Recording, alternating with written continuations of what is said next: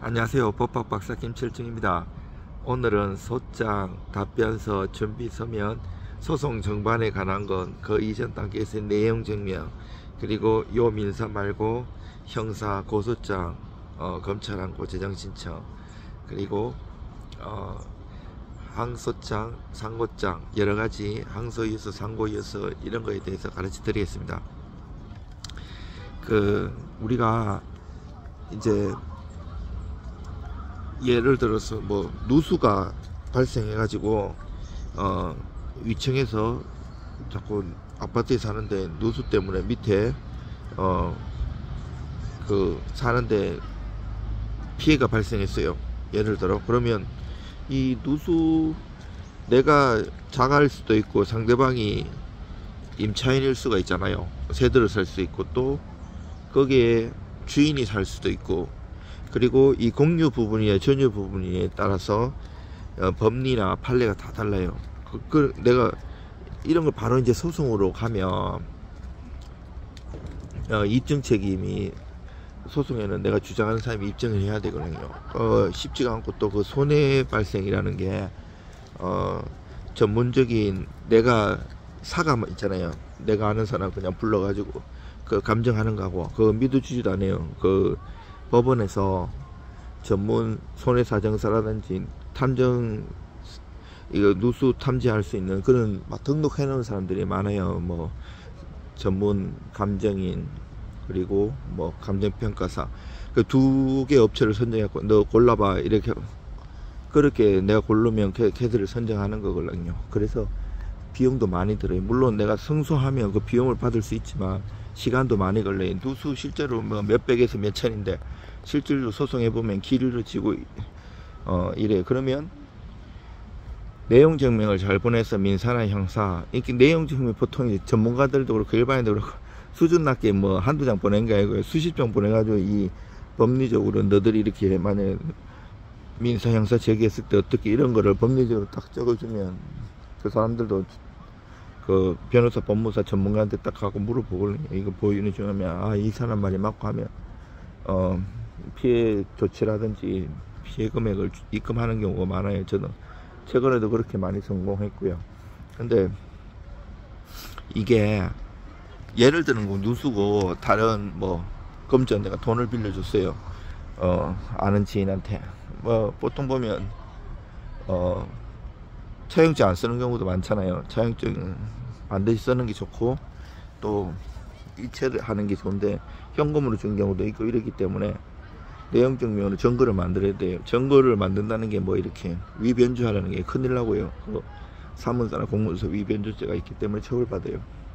그리고 동행사죄까지 병가되기 때문에 이제 사실관계를 정확하게 써가지고 그 자체가 이제 증거가 되는 거죠. 내용 증명. 그래가지고 이제 받으면 좋고요. 안 주면 그거 가지고 이제 소송해서 증거로 해가지고 소송이 수월하게 갈 수가 있는 거예요. 내가 만약에 대여금 청구 소송을 제기했어요. 하면 판결 받아갖고 판결 받을 때까지 상대방이 가만히 있는 게 다 사연이 있어요. 항변 사유도 있고 뭐 여러 가지가 있어요. 뭐 내가 빌려줘 너 왜 안 갚냐 하면 아니 네가 그냥 정의했는 거라고 할 수도 있고 갚았다고 할 수도 있고 여러 가지 사정이 있잖아요. 그래서 상대방은 답변서라는 걸 내요. 답변서도 이제 받고 30일에 안 내면 무별로 원고 성소 판결도 있는데 이것도 소액이냐 금액 큰 거에 따라 다르고요. 그러면 무별로 원고 성소 판결 때린다고 만약에 받았을 때 그렇다고 원고가 안심하면 안 돼요. 얘가 판결 선고 기일이 딱 정해졌을 때 하루 전날 내는 경우도 있어요. 그러면 변론이 재개돼요. 별의별 일 다 있어요. 그래가지고 이제 내가 소장을 내면 상대방은 답변서를 내잖아요. 그러면 사실관계든 소장도 그렇고 답변서도 그렇고 또 재반박 준비 서면도 그렇고 사실관계 그리고 법리에 대해서 요건 사실을 조목조목 반박을 해야 돼요. 만약에 민법 750 불법행위 손해배상 청구 소송이 들어왔다 아니면 민법 741조 부당이득 반환 소송이 들어갈 때에 따라서 요건 사실이 주장하는 측면에서는 소장에서는 거기에 맞게 해야 되고 방어하는 측면에서는 사실관계 반박하면서 그 요건 사실 그 법리를 조목조목 반박을 해야 돼요.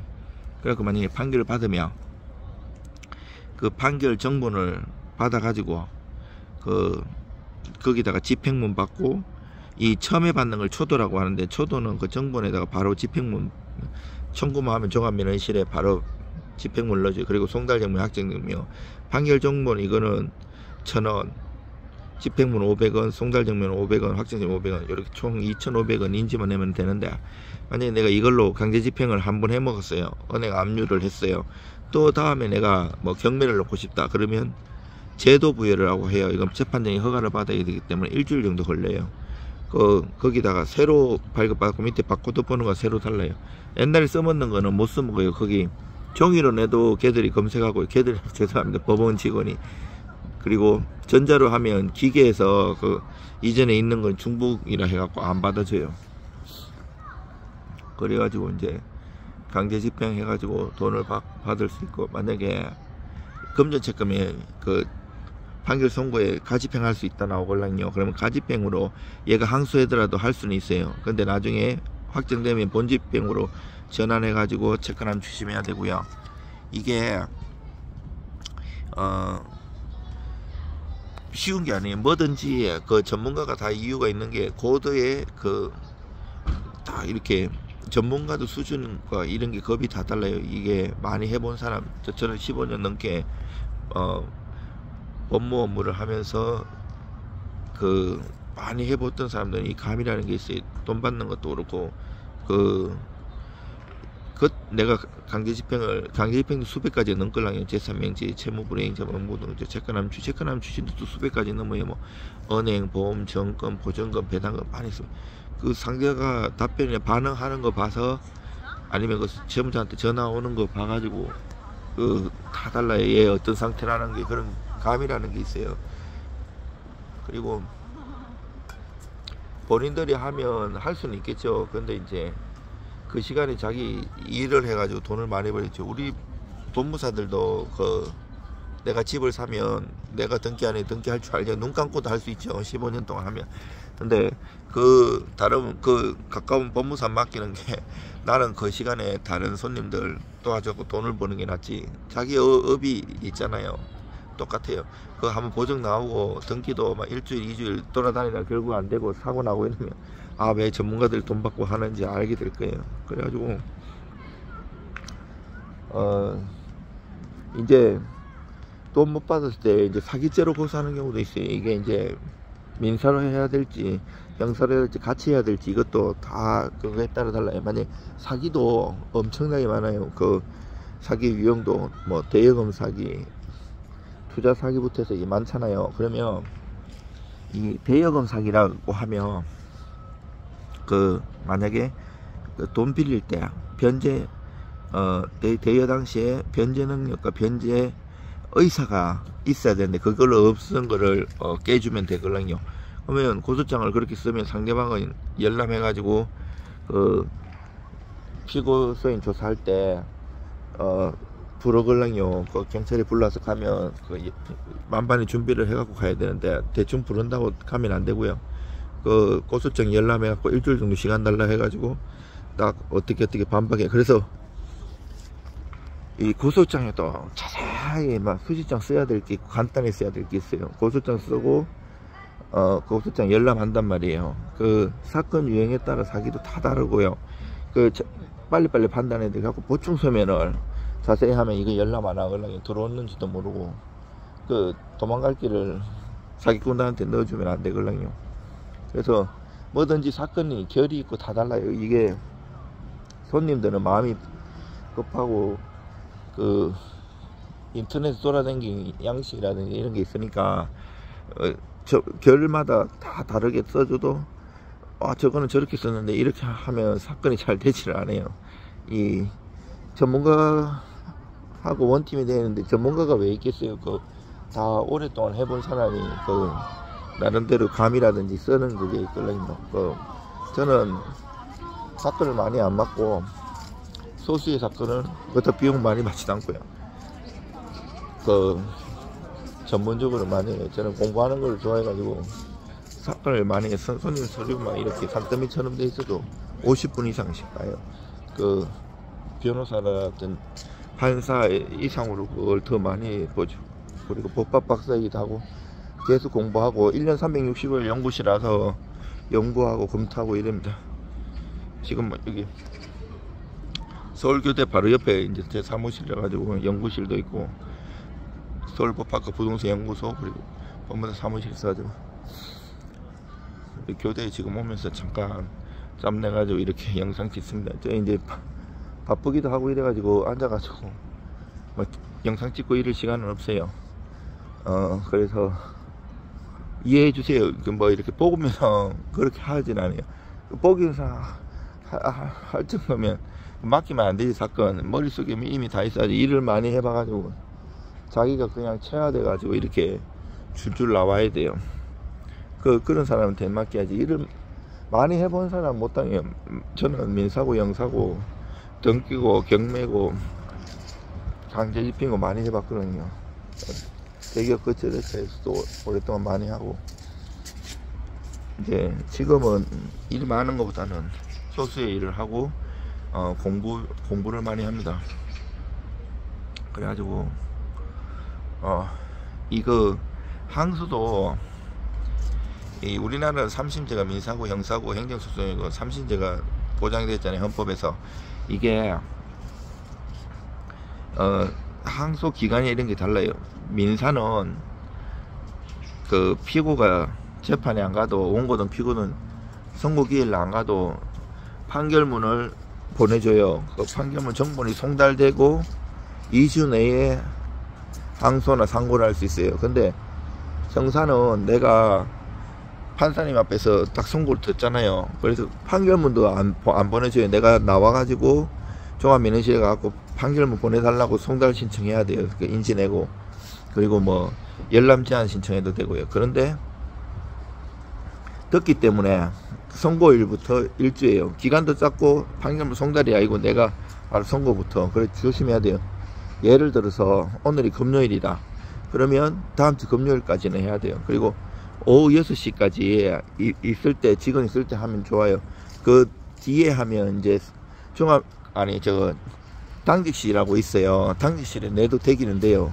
근데 이제 그 형사 같은 건 특히 주의해야 될 게 이제 내가 너무 빨리 내면 검사 측도 항소나 상고를 할 수 있잖아요. 그래서 보통 3일째 보통 하시더라고요. 좀 마지막 날 내는 게 좋아요.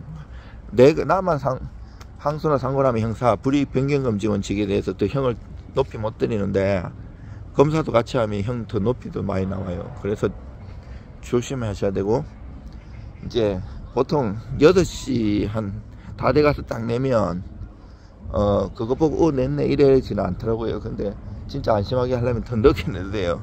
근데 더 늦게 내면 정말 그 법원 그 스탬프 찍어주는 거 잘 사진 찍어 잘 간직해야 돼. 안 그러면 이게 금요일날 내면 이게 토요일 일요일날 쉬기 때문에 월요일날 전달되길래요. 물론 그 금요일날 내는 걸로 되어 있지만 그래도 불안하잖아요. 그러니까 조심해야 돼요. 근데 6시까지 딱 내면 그걸 빨리 기록을 하걸랑요. 내가 접수계 계장님이 받은 뒤에 보내면 그 직원이 이렇게 입력을 하걸랑요. 그리고 이제 그 보내요. 그 상급법원으로. 그러면 소송기록 접수통지 형사 같은 게 이제 와야 민사도 마찬가지고. 그러면 20일 내에 항소이유서나 상고이유서를 내야 돼요. 그 내는데 그거 불변기간이기 때문에 하루라도 지나면 안 돼요. 물론 그 초일 불산입이라서 오늘 금요일 도착했으면 토요일부터 기산하긴 해요. 그래서 조심해서. 그래서 오늘 금요일이면 아까 일주일이라 그러는 것도 오늘 안 치고 토요일부터 치기 때문에 그러는 거예요. 그래도 하루 이틀이나 적어도 며칠 여유 두고 내는 게 나아요. 내가 뭐 교통사고 당할 수도 있고 아플 수도 있고 무슨 일이 생길 수도 모르는 거잖아요.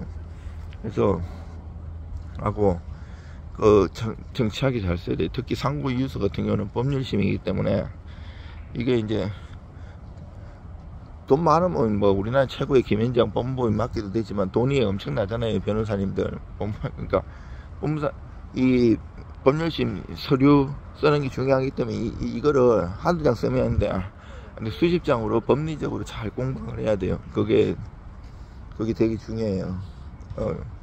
저는 민사나 형사 두루두루 소송도 많이 해보고 이 서면을 많이 써가지고 감이나 있어요. 판례 이런 것도 엄청나게 거의 머리로 외우고 있지만 다 하나하나 찾아요. 저는 AI 같은 거 안 하거든요. 수준이 낮고 사람들은 AI에 많이 의존하는데 그 큰일 날 일이 아직까지는 우리나라 논문이나 이런 거를 아직 전 세계적으로 막아놨기 때문에 비싸기 때문에 얘들이 그거를 열람을 못해요. 그러니까 돌아다니는 거 실질적으로는 뭐 쓰레기는 아니지만 인터넷 돌아다니는 남이 할 수 있는 그런 수준을 끌고 오기 때문에 AI를 하면 큰일 나고요. 저는 AI 있기 전부터 원래 산더미처럼 서류를 있어도 빨리빨리 검토하고 이런 재능이 있어요. 어릴 때부터. 손님들도 요즘은 AI를 하기 때문에 내가 전문가가 쓰면 AI 도움 받았는지 진짜 전문가 실력을 했는지 다 알아요. 그래서 손님들이 많이 좋아해요. 하고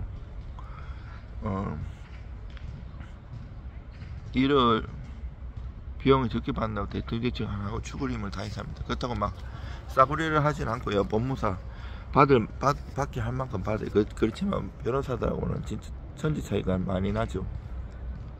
그리고 고소장도 만약에 그렇게 했을 때 안 받아주는 경우도 많아요. 요즘 검경수사권 조정돼갖고 몇 년 전에 경찰관님들 일이 엄청 많아졌거든요. 이게 수사를 종결해야 되기 때문에 옛날에 대충 하고 뭐 부인하고 이러면 검찰로 보내면 검찰에서 또 하고 했는데 이게 많아지니까 무혐의나 그리고 불송치 이런 것도 많아지고 고소장 안 받아줄 수도 있기 때문에 이제 불송치에 대해서 이의 신청을 하는 제도가 있고요. 또 안 해주면 검찰 항고 재정 신청 여러 가지가 있어요. 만약에 그거 검찰 항고까지 갔는데 안 하면 이제 상급 법원 법원에서 이제 판사님이 하시는데 여러 가지 무혐의가 증거가 불충분하는 건지 죄가 안 되는 건지 여러 가지 해갖고 이 똑같은 사람한테 의뢰가 계속 똑같은 얘기를 쓰면 안 돼요. 그게 포인트가 있어요. 모든 사건에는 민사, 형사, 헌법적으로 한 사건에 같이 들어가. 이거를 법리적 공부를 두루두루 해가지고 빨리빨리 일도 많이 해봐가지고 빨리빨리 판단해가지고 같이 검토를 같이 해야 돼요. 그래가지고 계속 쓰던 폼으로 해봤자 수사기관인데 판사인데 비슷비슷하시기 때문에 똑같은 결과가 나올 수밖에 없어요. 한 번 아예 용서하고 안 싸우려면 묻어두고 하나님이든 부처님께 맡겨야 되고요. 전쟁을 하려면 죽을 각오를 해야 돼요. 벼랑에 내가 떨어졌다는 절박함, 간절함으로 내가 죽는다 이런 생각으로 버티고 싸워야 돼요. 그래가지고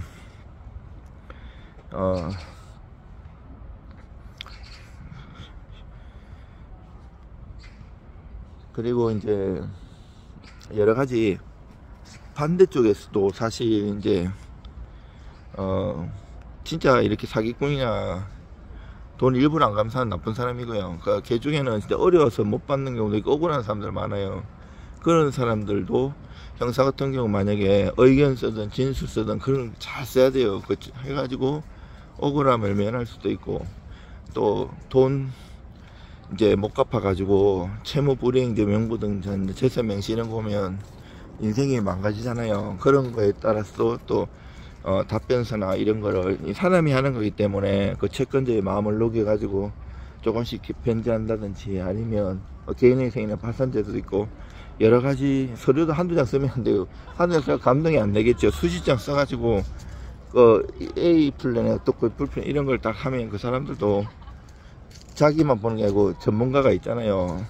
물어보고 이러니까 이 사람이 거짓을 얘기하는 건지 아니면 이렇게 되면 오히려 더 불리하다는 걸 알기 때문에 유도리 있게 할 수 있는 그런 것들이 있어요. 그래서 전문가한테 민사든 형사든 강제 집행은 경매를 두루두루 할 수 있는 사람한테 맡기는 게 중요해요. 이 경매 이런 것도 저도 한 28년 해봤는데 정말 조심하셔야 돼요. 이 경매 잘못 받으면 매각 불허가, 매각 허가 결정, 취소 신청, 대금 감면 이런 것도 있는데 제 유튜브 보면 다 올라와 있어요. 이런 것도 전문적으로 잘해야 돼요. 그 논문도 많이 써보고 두루두루 실력이 있는 사람한테 맡겨야지 일 처리도 이 확률적으로 가능성이 높아지는 거죠. 그 이제 담당하시는 분을 잘 글로써 그리고 가서 말로 설명을 잘 할 수 있는 사람이 필요하고요. 이게 이제 계속 그 법원에 있는 분들도 그리고 검찰에서 로테이션 하기 때문에 뭐 20년 30년 했다고 해도 그 업무를 잘 할 수가 없어요. 2년에 한 번씩 이렇게 계속 돌고 돌아가고 그 서류 받고 이런 걸 하기 때문에 전문적인 아시는 분들 있지 모를 수도 있기 때문에 이 방송에서 말하기가 참 조심스러운데 그런 게 있기 때문에 법리적으로 그분들도 해주고 싶어도 만약에 매각 불허 신청이나 이런 거 왔을 때 해주고 싶어도 나중에 다른 채권자들이나 다른 이해관계자들이 소송할 수도 있고 겁나잖아요. 그래서 그 실무제어라든지 판례 법리에 따라서 그것을 정확하게 입증을 해줘야지 이 사람들이 그러한 처리를 해줘도 문제가 없겠다 생각하고 제대로 잘하는 겁니다. 그리고